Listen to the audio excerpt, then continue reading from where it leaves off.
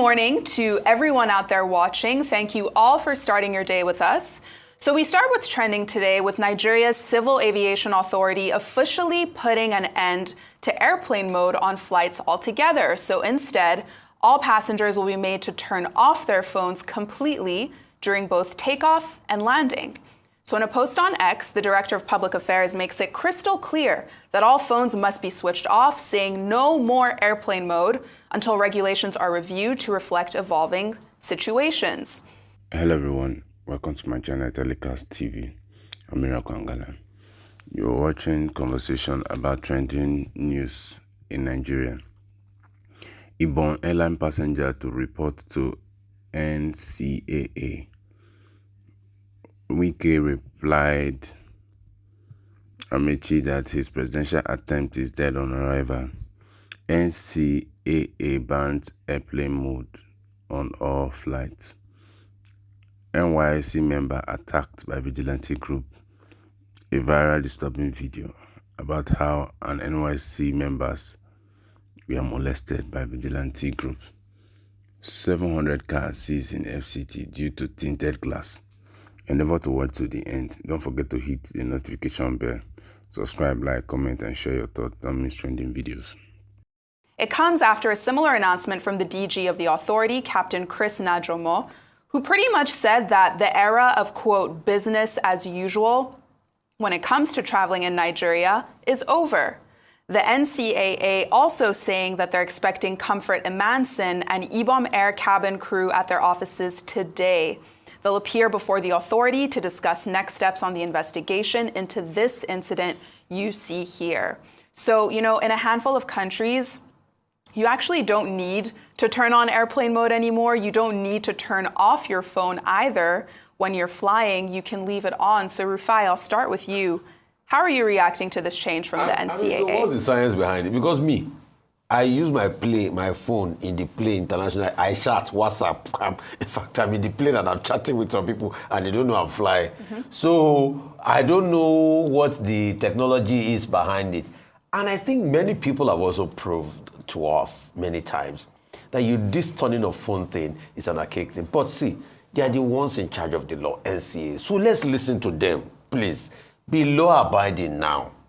They said until there's a review. They say all through the flights. Okay, there's review. But is there going to be a time anytime soon that local flights will be having WhatsApp, internet services on board?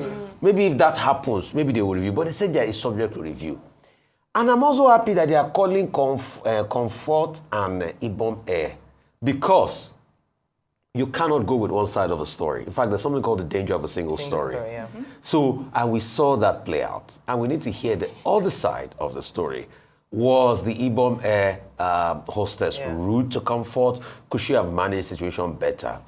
But in all of this, why is the NCA not calling WASU and Value Jets?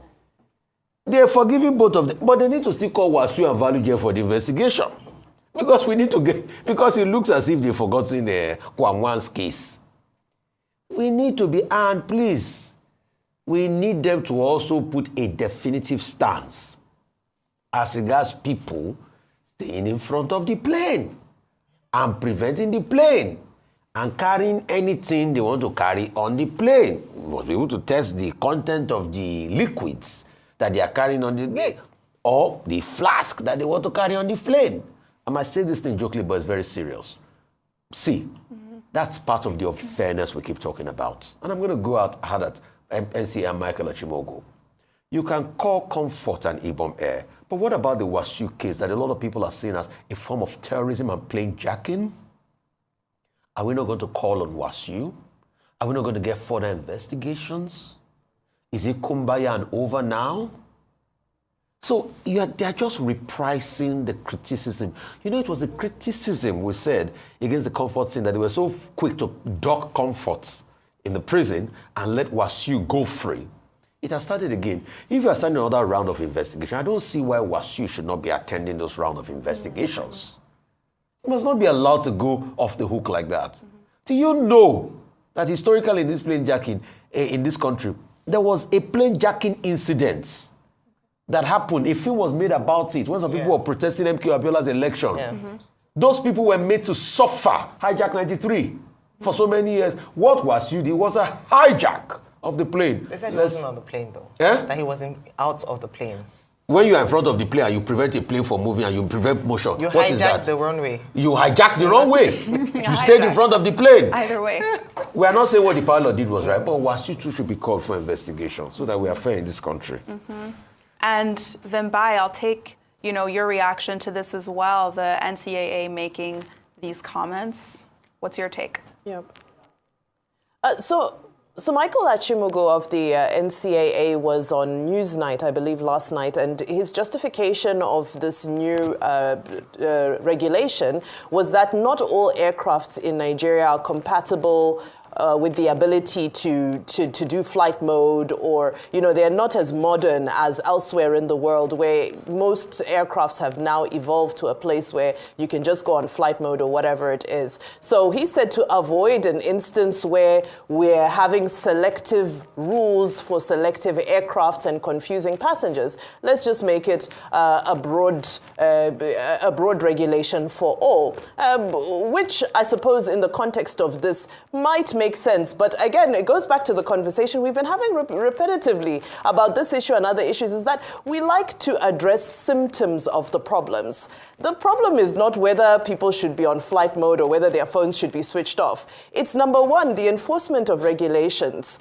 We saw that where Kwam1 is concerned, there was a lack of enforcement. Where miscomfort was confirmed, there was excessive, the heavy-handed enforcement, which means that we are not well trained and fully capable to address with these challenges when they arise, which in these issues we're quite fortunate. There were not any major impact to other passengers or to the public good. However, what happens in the instance where these situations become a little bit more hostile and they become a little bit more heated? Are we ready to deal with that? So I want to know, because it was last week that the Minister of Aviation had said that there would be some sort of retraining and workshopping and camping and so forth. Did that happen? What's the process of that? Within the NCAA and all the members and so forth, what is the status of disciplining? What is the status of ensuring that training is up to date? Because in industries like aviation, things are changing daily. Are we updating? Are we refreshing the people on board? And again, when it comes to all of our air hostess and our crew and so forth, are we also regularly ensuring that they haven't slipped back, appraisals and so forth? What's the state of that? Because when you speak to most of the crew in the aviation industry concerning this case, because I've reached out to a few of them, they said that, well, as a crew member, one of the first things you're taught is that no matter how mad or explosive a situation is, you should be able to calm it down. So, it just goes to show that switching phones on and off is not really our problem. Our problem is, are we able to enforce the regulations and put our foot down in a way that is orderly and in a way that is respectable and lawful? Quickly, somebody just sent me a message. He said, please, this is a message for NCA. It's as if they have forgotten about the Senator Oshiomhole case. When is Michael Achimugu and NCA going to give us updates on the Senator Oshiomhole case? That's another, because we're just forgetting the matter. Anyway, when you are big in this country, you are big. So please, let's also look at them. They also at least give us a report from the investigation update, because they are not talking about it again.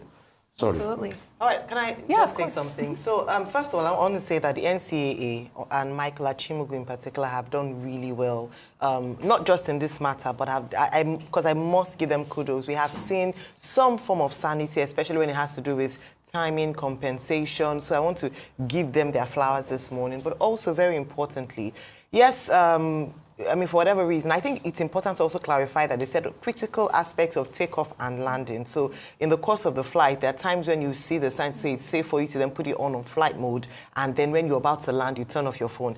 A few seconds or minutes of discomfort in order to avoid issues or any unsafety in the air is worth it. But the second aspect then would be that on the other side, it should not just be the passengers who should have certain adjustments as a result of what's happened. The aviation sector itself, customer service, I mentioned that.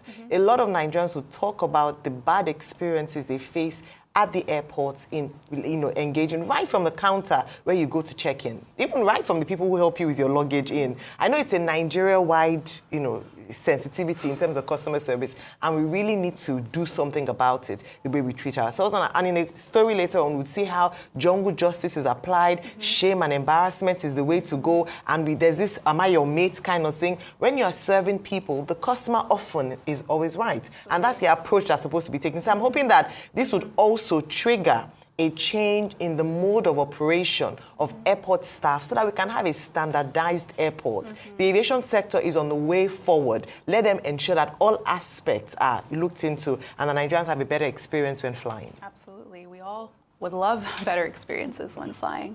So let's stay on the political news for a quick moment, because late last night, FCT Minister Nyesom Wike made some comments on Channels TV saying that the former Transport Minister Rotimi Amaechi's attempts at the presidential spot are, quote, dead on arrival. So Amaechi, who's a member of the African Democratic Congress, Wike said he knows he won't get the ticket. I read that he said he knows the weaknesses of the president, so he knows how to defeat him, but he also knew the weaknesses of the president in 2022 when the president defeated him mercilessly in the primary. And, I know this was briefly discussed earlier, but Rufai, I'll start with you. Just your reaction to these comments and, that intense quote, dead on arrival. I mean, is that true? Coming from a man that his own presidential ambition was dead during the party primaries, and like Dino Melaye said, he tried so hard, he begged him. In fact, one paper quoted 19 times, but I didn't see the full letter, so I can't quote that. But he said Dino Melaye claimed that he begged him to be Atiku's running mates. That wasn't possible. Then what afterwards, we started hearing fight between him and Atiku. So, Mr. Wike is like God, sent Wike. He knows everything. He knows whose presidential ambition is dead on arrival. He knows who they beat mercilessly, but Atiku Abubakar did not beat him mercilessly during the primary. No, they didn't even beat him. I think he won the primaries. He won the PDP primary. He was pretty big candidate in the last election now. You see, our politicians forget that life is transient, and power, most importantly, is transient. It's but a fleeting time in life. For all of us in life, we are up here today, we are nowhere tomorrow. Today, there was a man that once said, PDP will rule for the next 60 years. The question is, where is Vincent Ogbula for today? I think politicians should focus on the lives of the people rather than the political grandstanding and calling the other person black when it doesn't suit them. At the same point, this was the same Mr. Wike that served under Amaechi's administration. We forget that in a hurry. So when you were serving him then, he was not weak, he was not terrible. But now you feel you're a master of your own. You shoot him down. It speaks volumes in life. So, as far as I'm concerned, him and Amaechi are both on the same bed. They both lost in presidential primaries. So what's the point? He also had a jab at Babacha Lawa that the reason why Babacha Lawa is fighting Tinubu is because they didn't make him VP. He too, we can say for him, like Dino Melaye said, that he begged him to help him talk to Atiku to be VP. Because let's switch roles. If Wike had been VP candidate to Atiku Abubakar, do you think he'll be fighting Atiku Abubakar today? Anyway, I can say that argument is not empirical because Atiku Abubakar's even VP running mate has left the fold of the political party today. So, anyway, so you can see politics in this country is a funny proposition. Back and forth. Let me just emphasize, Mr. Wike is just one person. He has just one vote. If Mr. Rotimi Amaechi is able to secure the ticket of his political party, it would be down to Nigerians to determine whether or not he has a fighting chance to be president. This is political speak. I mean, it's not, we've seen things like this, so it's dead on arrival, you not make any headway. But I think it's important to also remind ourselves that we've had surprise candidates emerge as winners. So it's too early to call it. Let me put it that way. The first elected democratic president in this democratic dispensation had just newly minted come out of, prison under the military rule, and he emerged as president. We've also had, very almost rare in Nigeria where you beat the incumbent. In the case of former President Muhammadu Buhari, and Goodluck Jonathan. So it's not Uhuru to say that, oh, you have no fighting chance. Every Nigerian, as long as you're able to meet the criteria as constitutionally provided, has a chance to run for election. So this is just political speak, but I think it's also important to see how political friends and friendships can go awry, as with what's happened with Wike and Amechi. Amechi and Wike were once bosom, and at some point they spoke from the same side of the mouth. But now that things have gone out of the way, he now wakes up to realize that he would not do very well politically. But let's see, 2027 is going to be interesting. But what is most important is for the Nigerian people to vote wisely and to vote the best candidates who has shown working and you believe can lead Nigeria in the best way forward. Absolutely. And like Ayal said, 2027 is definitely going to be very interesting. So let's now go to Anambra State, where we're hearing from the lawyer for the NYSC members who were seen violently attacked by a vigilante group in a video that's now gone viral. So the video shows the moment a group of men attack a female corps member and her colleagues. And now the lawyer, Barrister Cyrus Onu, says the men in this video accuse the corps members of being Yahoo people or internet fraudsters, despite the corps members' production of their NYSC ID cards and uniforms, adding that they instead opted to brutalize and dehumanize his clients if they would not settle them. So let's take a look at that video now.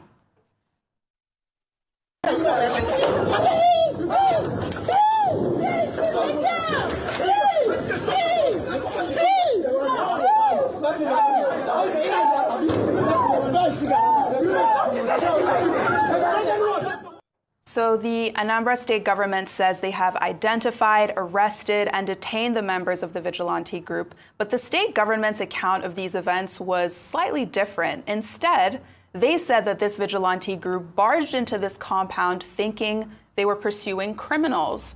So the Haven Foundation, which is a nonprofit, says they're working with the victims to make sure this incident does not get swept under the rug. But by all accounts, this is a very difficult and traumatic video to watch. So Vimbai, I'll start with you. How are you reacting to this, especially just in terms of how graphic that video is? How are you seeing everything that's going on in Anambra State? Annie, this is so inhumane, and I think the most painful part of it is that it's not peculiar to Anambra State. We remember just a few months ago, we were dealing with the issue of the vigilantes who had killed a number of travelers who were, reported to be hunters or so forth in Edo State.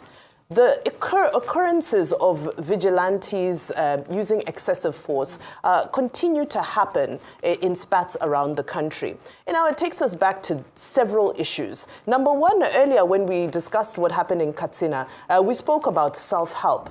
Now, when communities resort to self-help, yes, in many instances, these vigilantes are created. However, vigilantes are supposed to be trained. They're supposed to be regulated to an extent by the state. These individuals, they're not wearing uniforms, they're not... So we can't have a nation where you and I can just call our friends and decide that actually we're vigilantes. It doesn't work that way. So there's a real challenge there with regards to addressing our security apparatus, and because these vigilantes have sprung up all over the country because, our policing force is unable to deal with all of the pressures of insecurity all around the nation. So we need deeper regulation, we need training for these vigilantes, and we need to be able to keep tabs on who is who. Vigilante is not a police. You cannot beat anybody. You can't even arrest anybody. At best, what you can do is you can call the police's attention to the issue at hand. But again, this is what happens when there's institutional failure, is that you see self-help, which is very unfortunate. Now, very quickly, I just want to make quick comments on the Wike story that you just took while I'm here, which is that for me, personally, as much as Nyesom Wike can be brash in his communication, I actually agree with him. Because first you look at the ADC, and you look at the front runners for the presidential ticket in the ADC at the moment. You have your Atiku, you have Peter Obi. Some people are even saying that it's possible that Goodluck Jonathan might run under the umbrella of the ADC. That's a very tough group of people to contend with at the primary level. Now, let's say he clinches that primary ticket and he's able to go for actual election. On an election stage, the by-elections, in many instances to people, were a litmus test of what we're going to expect in 2027, and ADC barely scratched the surface in any constituency. We thought that by now, with all of the bravado we're seeing, that ADC would have seen just at least a small indicator that there's grassroots support. But it showed us that on the grassroots, there's not much happening. It seems more of an organization of elites, posturing themselves for power. So based off of the current situation, I know in politics, 24 hours is more than enough. Anything can change. But the way I see it at the moment, for a Rotimi Amechi, maybe in future, but with what's on the ground at the moment, I don't think 2027 has much to offer him. Let me bring something, please, quickly. It doesn't relate to this case. We just got a confirmation, and this is for me, a pilot with many years' experience. He said, there is no airline or aircraft that cannot fly with flight-safe mode as we speak in Nigeria. So what Achimogu was, is Achimogu a pilot? Achimogu is not a pilot. Yeah, but the NCAA has given NCAA has given we'll follow it too. You will follow it. But this is what pilots are saying. They are fact-checking what Achimogu is saying. These are high up there pilots in this Nigeria that they have name. Fair enough. They say that there is no airline or aircraft that cannot fly without fly-safe mode. But please don't go and disobey NCAA. No, don't disobey NCAA. Don't tell them that it is not. This is analysis. Switch off your phone. Listen to Achimogu and NCAA, but that they are just countering with empirical facts. What is there? This pilot they get leg for this country. So that's just about this. Should we comment about? Yes, please. Okay. Ayo, Udogachi. That's I have to mention that the Anambra state government has come out to condemn this act. It's sad to watch that video, for want of a better word, but I would want to use even stronger words to describe what it feels like to watch that girl being assaulted in such a demeaning manner, especially, like Bimbai had mentioned earlier, by people who are not even in uniform. Now, I understand the need for states and subnationals to, as a result of the fact that there were we've often talked about how security is at the center, and sometimes the subnationals are left, the governors who are meant to be the chief security officers of the state are able to do little or next to nothing, then decided to bring in vigilantes to help to augment the efforts of the security operatives. But we see now, because when we talk about police brutality, that it's not just a police problem, it's a Nigerian problem. As long as it's a Nigerian who's wearing the uniform, whether in uniform or out of uniform, because now it's not police. Sure, we said we are talking about NSARS. Now these are vigilante members. They are also doing the same things that we accuse police officers of doing. It means that we need a general reorientation for us as Nigerians. And I've said it before, this jungle justice mentality has to be addressed. This fact that you can just walk into this anyhowness, this lawlessness, this impunity is almost characteristic of the average Nigerian, and it's something that we need to, first of all, acknowledge and begin to see how we can tackle it. Whether in schools, for my education, in the way that orientation is done, it's very important. And then very importantly as well is that who defines the rule of engagement for vigilante groups? There are stories around, they thought they were Yahoo people, and they brought out their ID cards, and they didn't believe, and then they went ahead to beat them, even though they've now said that those people who are involved, the Anambra state government has said that they've been apprehended and they will be tried. But the truth is that this is the first of sometimes many to come, and this is only because someone was able to record it, and we saw what happened. A lot of these things happen on a daily basis, whether they are vigilante members or whether they are police in uniform, and it's just how we're going to stop this culture of violence and lawlessness, because there are no consequences. They will get away with it, and so it will be done again. It's just a general problem. The truth is, culture will eat strategy for breakfast. It will happen again. Is it not in this country that a reverend father posted a video that was trending yesterday, that a task force came on the road and stopped him, his own private car? They said it was commercial vehicle, that he needed to have a permit for commercial vehicle. When you have a country where the central leadership forces abdicate responsibilities, you will have street urchins, you have charlatans, you have all sorts of individuals take over with force in those societies. Nigeria is one of those countries where you have illegal people collecting taxes in the marketplace. Yeah. It's one of those countries that you have illegal people collecting taxes from bus drivers and bus operators. So it's a culture. And guess what? We open the room for them because they have violence. Nigeria has now become a country that has sunk to a new low, that as long as 4 or 5 people have a gun, they form an institution. And they can collect all sorts of taxes. And it permeates into every area of our life. Politicians go to those people in terms of elections. They use their ammunition for them. They collect motor park taxes. They collect all sorts of taxes. So how would you not have vigilantes that will come, beat up people with recourse to nothing?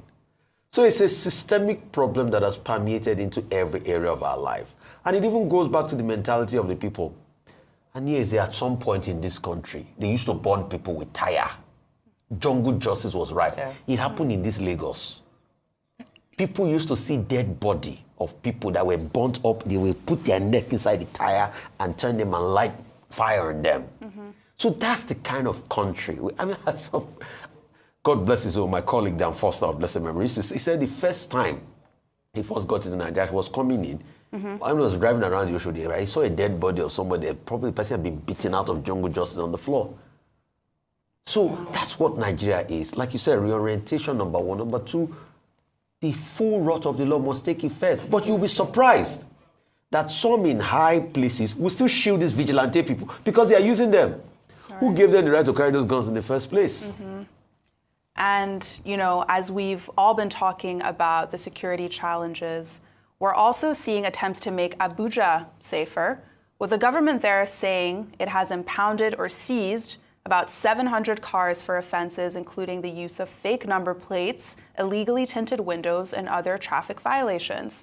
So the director of the FCT's Department of Security Services, Adamu Gwari, made the announcement saying that the intelligence they've gathered showed that most cars used in one-chance robberies were illegally tinted, unregistered, or they had fake number plates. So authorities now are warning drivers, especially commercial drivers, to not use tinted glasses because criminals are using them to hide their identities and activities. And we've previously talked about how the deadline for getting a permit for tinted windows was moved to October. So some people online had questions around what all of this was about. So Vimbai, I'll start with you since you're in Abuja. I'll take your reaction first to, you know, this news, but also just to discuss the state of security in the capital. So from a general perspective, listen, I think it's very important for us to start taking some of these actions and restore sanity in our streets and in our communities. Because, you know, all of these stories you've brought today, Annie, whether it be aviation, whether it be vigilantes, there's a common thread, which is that there's a spirit that reigns around. Everybody is a big man in their own level. There's big manism at every single level where people just feel that they can break the rules. And when they do break the rules, they can maybe bribe somebody or, you know, find their way through. And this is what usually happens where a vehicle, the breaking of laws pertaining to vehicles happens. When you see people with tinted windows and they feel they're a big man, do you know who I am? You know what I mean? So, and it's unfortunate because what it does, it impacts the ability for the security forces to actually do the job. This is a good development, in my opinion. If we can clamp down on this and do so consistently and restore some sanity to the streets, but it must be done in a transparent way, again, in a fair way. And, you know, those who are responsible for this should also be well trained. So it shouldn't also turn into another witch hunt. We shouldn't see jungle justice happening because the videos are there. You know, OG always brings them on what's trending, always videos of, you know, people on the road fighting with traffic officials and so forth. So I just hope it can be done in a very clean and tidy way, but a good one from the FCT. Absolutely. All right, okay, so very briefly, when he's not holding press conferences or when he's not distracted by Rivers politics, we do see that the Minister of the FCT, Nyesom Wike, does some good work. And a number of people have testified to that fact, whether it's through infrastructure or, as we can see here, taking the lead in ensuring they're able to clamp down on crime. I say this because this is important. There was a time when, and I think it's still ongoing, whereby we had a lot of one-chance vehicles in Abuja, and we had killings or people who were thrown out of cars. And so it's important to be able to address this, especially security in Abuja. So well done, and I hope that this would be an example to other states as well across the Federation, and even more importantly, to help to really bring down crime in the capital city. Absolutely. That's all for What's Trending today. Good one. Good one. It's been more than a pleasure working with you. Great ones. And then bye in Abuja. Enjoy you, and there are implications for where you are. All right. That's about all on the morning show this morning.